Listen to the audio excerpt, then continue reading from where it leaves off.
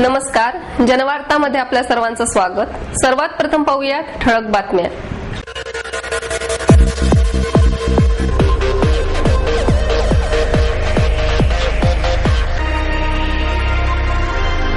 महिलांनी नेहमी प्रतिकूल परिस्थितीला सामोरे जाण्याची तयारी ठेवावी, ज्येष्ठ समाजसेविका सिंधुताई सपकाळ यांचं प्रतिपादन।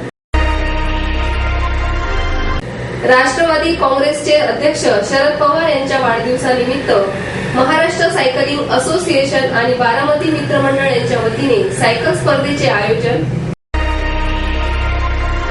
पुणे नवरात्री महोत्सवाच्या वतीने 15 डिसेंबर रोजी ज्येष्ठ नागरिकांसाठी विनामूल्य काशी यात्रेचे आयोजन।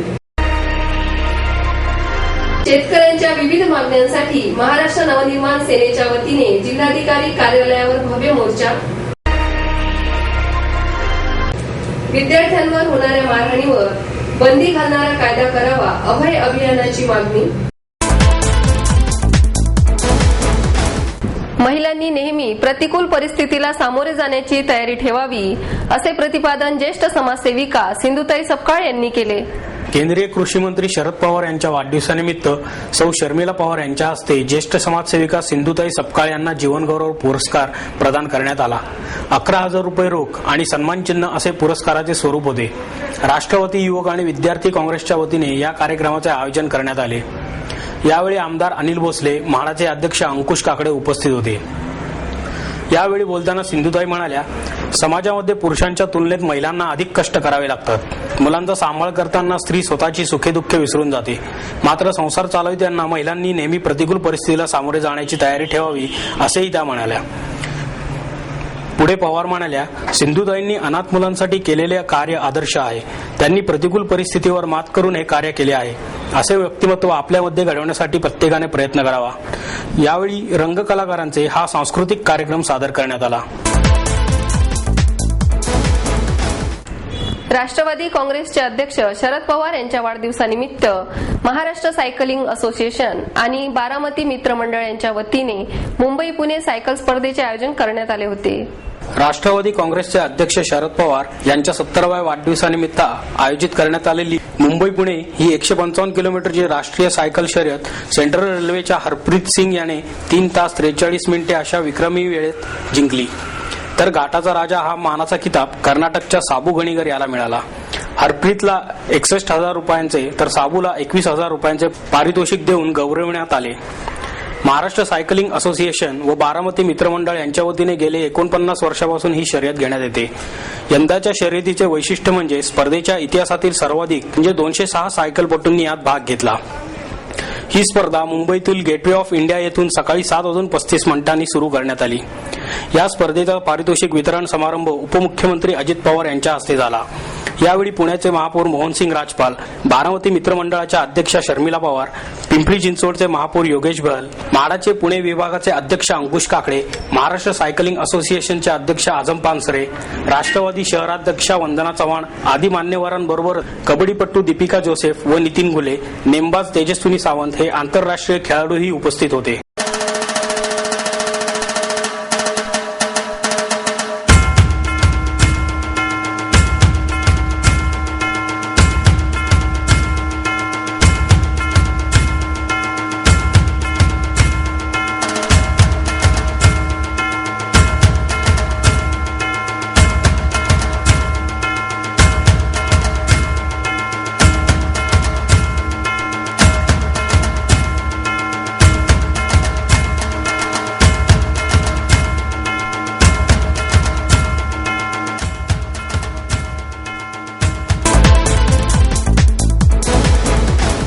शेतकऱ्यांच्या विविध मागण्यांसाठी महाराष्ट्र नवनिर्माण सेनेच्या वतीने जिल्हाधिकारी कार्यालयावर भव्य मोर्चा काढण्यात आला। आमदार रमेश वांजळे यांच्या नेतृत्वाखाली हा मोर्चा काढण्यात आला। मालधक्का चौक व नरपतगिरी चौकातून हा मोर्चा जिल्हाधिकारी कचेरीवर नेण्यात आला। पुरंदरचे मनसेचे नेते बाबाराजे जाधवराव, पुणे जिल्हा अध्यक्ष दिलीप बाटे, पुणे शहराध्यक्ष प्रकाश ढोरे, मनसेचे राष्ट्रीय सरचिटणीस अनिल शिदोरे, उपाध्यक्ष विजय तडवळकर, पालिकेचे गटनेते रवींद्र धंगेकर, नगरसेवक वसंत मोरे, बाबू वागसकर, राजेंद्र गोरडे, राजेंद्र एंडल, महिला शहराध्यक्ष सुशीला नेटके आदींसह अनेक कार्यकर्ते या मोर्चात सहभागी झाले होते। उसाला 2200 रुपये पहिला हप्ता मिळालाच पाहिजे. विजेचे लोड शेडिंग बंद झाले पाहिजे. अवकाळी पावसामुळे नुकसान झालेल्या शेतकऱ्यांना त्वरित नुकसान भरपाई मिळालीच पाहिजे आदी मागण्या मनसेच्या वतीने करण्यात आल्या. 2200 रुपये उसाला पहिला हप्ता न दिल्यास तीव्र आंदोलन करण्याचा इशारा आमदार रमेश वांजळे यांनी यावेळी बोलताना दिला. या आंदोलनाने सरकारला जाग न आल्यास पुणे जिल्ह्यातील साखर कारखाने बंद केले जातील असा इशारा बाबाराजे जाधवराव यांनी यावेळी दिला.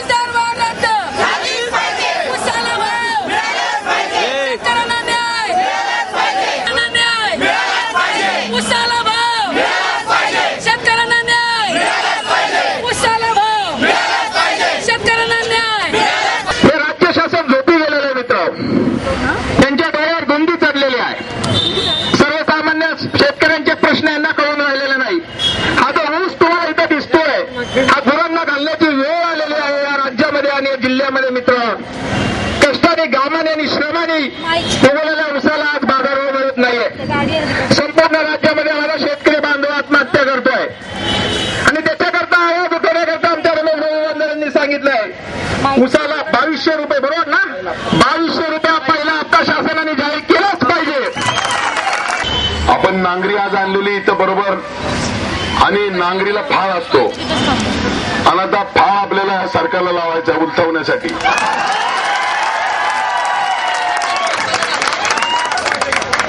यांच्या जे प्रस्थापित आहेत इथले स्वतःला शेतकरी मानून घेणारे, यांना असं वाटतं राजसाहेब ठाकरे हे फक्त शहरातले नेते आहेत. पण तुम्हाला पुढल्या काळात दिसल की महाराष्ट्रातल्या प्रत्येक उसाच्या भाडामध्ये, प्रत्येक जिल्ह्याच्या उसाच्या भाडामध्ये राजसाहेब ठाकरे तुम्हाला दिसतील. ज्या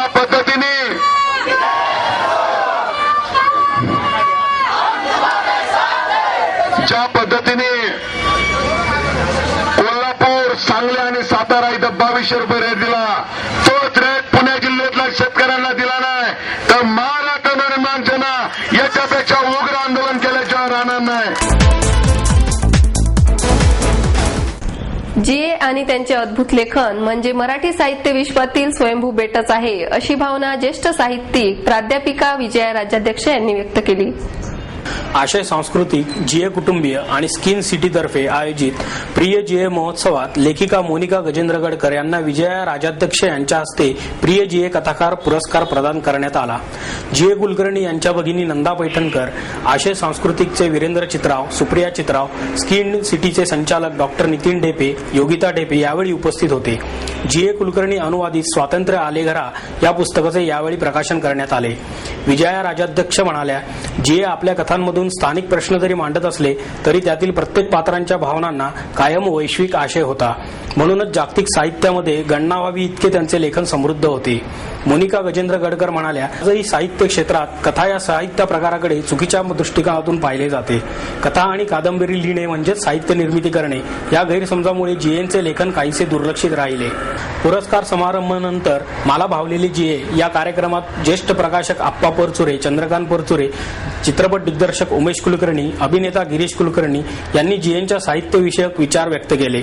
जीएनच्या कथांवर आधारित मालिका आणि चित्रपटांमधील व्यक्तिरेखांविषयी ज्येष्ठ अभिनेत्री फैयाज, आशा काळे, सोनाली कुलकर्णी, शिल्पा नवलकर यांनी भावना व्यक्त केल्या. ज्येष्ठ अभिनेत्री ज्योती सुभाष आणि अमृता सुभाष यांनी निवेदन केले. विद्यार्थ्यांना होणाऱ्या मारहाणीवर बंदी घालणारा कायदा करावा, अशी अभय अभियानाची मागणी आहे. विद्यार्थ्यांना होणाऱ्या मारहाणीवर बंदी घालणारा कायदा महाराष्ट्र सरकारने मंजूर करावा यासाठी अभय अभियानाच्या वतीने स्वाक्षऱ्यांची मोहीम राबवण्यात येणार आहे, अशी माहिती अभय अभियानाचे प्रमुख मिलिंद चव्हाण, समन्वयक गौरी देशमुख, नुपुरा जहागीरदार यांनी पत्रकार परिषदेत दिली. शिस्तीच्या नावाखाली होणाऱ्या शिक्षा शिक्षकांनी टाळून शिक्षकांनी विद्यार्थ्यांना समजून घ्यावे, सकारात्मक पद्धतीचा अवलंब करत मुलांची चूक मुलांद्वारेच सुधारावी, असेही मत गौरी देशमुख यांनी व्यक्त केले. स्वाक्षरी मोहिमेअंतर्गत निवारा सभागृहात 15 डिसेंबर रोजी प्रेरणा कला मंचतर्फे बाल कलाकारांचे प्रसंग नाट्य होणार आहे. त्यानंतर खुल्या चर्चेचा कार्यक्रम आयोजित करण्यात येणार आहे, असे समन्वयक नुपुरा जहागीरदार यांनी सांगितले. इतिहास विषयक लेखकांनी परखडपणे इतिहास मांडण्याची हिंमत बाळगावी, असे मत साहित्य अकादमी पुरस्कार विजेते लेखक डॉक्टर S.L. भैरप्पा यांनी व्यक्त केले. विवेक व्यासपीठ, भारत विकास परिषद आणि आबासाहेब गरवारे महाविद्यालयाच्या वतीने डॉक्टर भैरप्पांनी लिहिलेल्या आवरण कादंबरीवरील मुलाखतीचे आयोजन करण्यात आले. ही मुलाखत अभिनेते राहुल सोलापूरकर यांनी घेतली. यावेळी मराठी अनुवाद करणाऱ्या लेखिका डॉक्टर उमा कुलकर्णी, इतिहासतज्ञ राजा दीक्षित, विवेक व्यासपीठाचे दिलीप करंबेळेकर, महाराष्ट्र एज्युकेशन सोसायटीचे अध्यक्ष रवींद्र वांजारवाडकर आदी उपस्थित होते. यावेळी बोलताना डॉक्टर भैरप्पा म्हणाले, सत्यशोधनाच्या प्रवासाचा लेखका इतकाच वाचकही वाटेकरू असतो. त्यामुळेच इतिहास विषयक लेखनाकडे वस्तुनिष्ठपणे पाहण्याची मानसिकता तयार करण्याची आवश्यकता आहे. सध्या इतिहास विषयक लेखक हे वास्तुनिष्ठपणापेक्षा रोमॅन्टिसिझमकडे जास्ती झुकलेले असतात. इतिहासाचे संदर्भ हे वाचकांना गोष्टीरूपाने वाचायला आवडतात, परंतु त्यामध्ये काही सत्यताही लागते. यामुळे लेखकांनी टीकेची तमा न बाळगता स्वतःला जे वाटते तेच मोकळेपणाने मांडणे आवश्यक आहे, असेही डॉक्टर भैरप्पा म्हणाले. पुणे नवरात्री महोत्सवाच्या वतीने 15 डिसेंबर रोजी विनामूल्य काशी यात्रेचे आयोजन करण्यात आले आहे. पुणे नवरात्र महोत्सवानिमित्त 15 डिसेंबर रोजी ज्येष्ठ नागरिकांसाठी विनामूल्य काशी यात्रेचे आयोजन करण्यात आले आहे. ही यात्रा 15 डिसेंबर रोजी दुपारी 12 वाजता पुणे स्टेशन येथून निघणार असून खासदार सुरेश कलमाडी यांच्या उपस्थितीत ही यात्रा काशीला रवाना होणार आहे. यात्रेचे संयोजक आबा बाऊल यांनी पत्रकार परिषदेत ही माहिती दिली. यावेळी अमित बाऊलही उपस्थित होते. यात्रेमध्ये सुमारे 1,500 भाविक, 100 अंध व्यक्ती, 15 डॉक्टर आणि नर्सेस, 20 कीर्तनकार, 50 आचारी आणि 200 कार्यकर्ते सहभागी होणार आहेत. यात्रेसाठी 24 डब्यांची विशेष रेल्वे आरक्षित करण्यात आली आहे. भाविकांना काशी येथे गंगास्नान, श्रीकाशी विश्वेश्वराचे दर्शन, अभिषेक, आरती, काळभैरवनाथ मंदिर, दुर्गा माता मंदिर, तुलसी मंदिर, सारनाथ मंदिर यांचे दर्शन घडवण्यात येणार आहे. 21 डिसेंबर रोजी ही यात्रा पुण्यामध्ये परतणार आहे.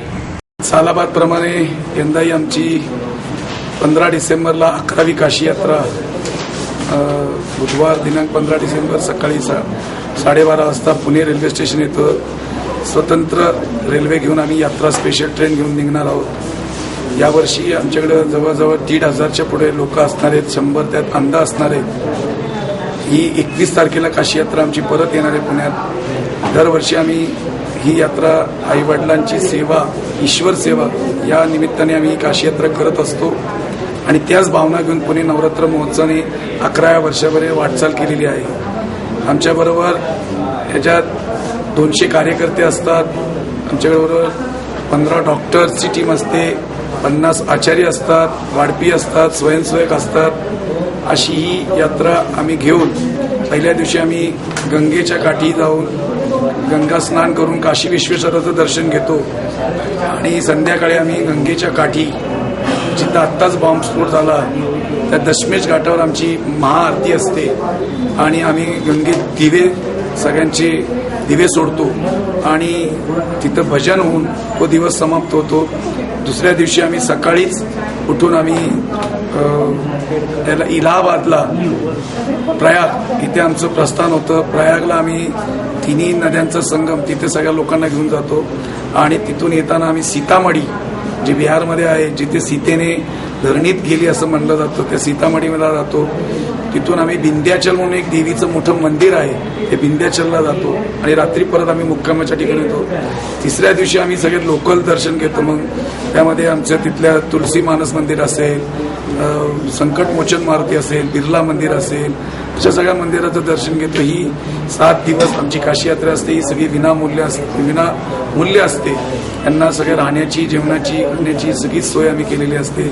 गेल्या आतापर्यंत 40,000 लोकांना ही काशी यात्रा आम्ही घडवलेली आहे. जवळजवळ अजून 40,000 लोकांच्या पुढे आमच्याकडे वेटिंग लिस्टला आहे आणि अशी ही काशी यात्रा दरवर्षी आम्ही करत असतो आणि आमची प्रेरणास्थान धरून अनेकांनी छोटे मोठे अजून यात्रा काढायला चालू केल्या. अतिशय चांगला उपक्रम आहे. आपल्या सर्वांच्या आम्हाला सदिच्छा हव्यात.